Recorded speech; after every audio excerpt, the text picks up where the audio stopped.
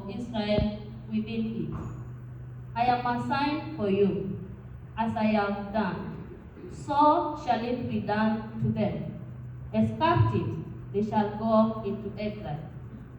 The prince who is among them shall shoulder his burden, and set out in darkness, going through a hole he has dug out in the wall, and covering his face lest he be seen by anyone.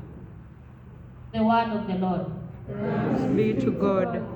Do not forget the works of the Lord.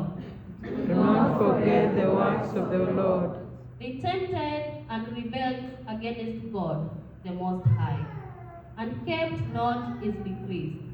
They turned back and were faithless, like their fathers. They recoiled like a treacherous bow. Do not forget the works of the Lord. They hungered him with their high places, and with their idols roused his jealousy. God heard and was enraged, and utterly rejected Israel. Do not forget the works of the Lord. And he surrendered his strength into captivity, his glory in the heart of the foe.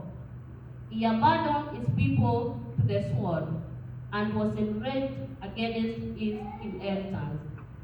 Do not forget the works of the Lord. Let us all stand for gospel acclamation.